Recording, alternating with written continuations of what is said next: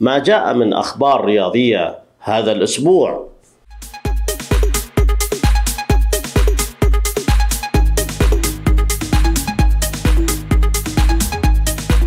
مانشيني يستدعي محمد آل فتيل للمعسكر الأخضر ويستبعد علي البليهي بداعي الإيقاف.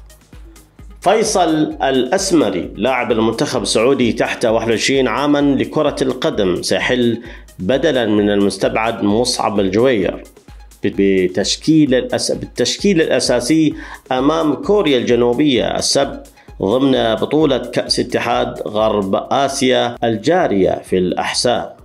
يواجه مسؤولو النادي الأهلي السعودي أزمة في البت بعقد الدولي المقدوني إزجان اليوسكي لاعب الفريق الأول لكرة القدم، بحسب ما نقلته الصحيفة الرياضية أن عقد اليوسكي يستمر حتى يونيو 2025، ما يعني احتمالية وجوده في معسكر الفريق الصيف المقبل.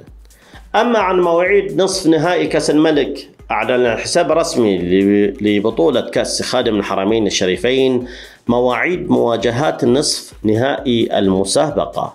كانت قرعة الدور نصف النهائي من البطولة أسفرت عن مواجهات قوية وكلاسيكية في تاريخ الكرة السعودية، حيث يلعب النصر ضد الخليج فيما يلتقي الاتحاد مع الهلال في كلاسيكو جديد، وستقام مباراة الكلاسيكو بين الاتحاد والهلال في يوم الثلاثاء الموافق 30 إبريل عند الساعة 9 مساء بتوقيت مكة المكرمة على ملعب مدينة الملك عبدالله الرياضية.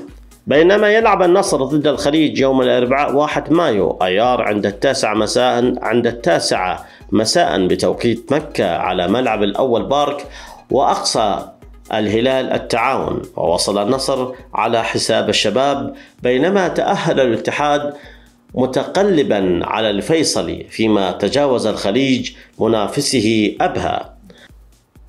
أما عن أخبار الدوري الأجنبي، فباريس سان جيرمان قد يجد صعوبة في التعاقد مع سافيتش في ظل تقاضيه راتبا قدره 25 مليون يورو في الموسم الواحد.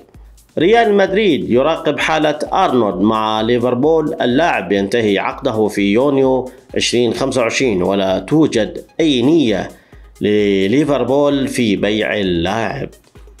باولو ديبالا قد يصبح لاعبا لأتلتيكو مدريد في الصيف القادم، اللاعب يمتلك شرط جزائي قدره 12 مليون يورو.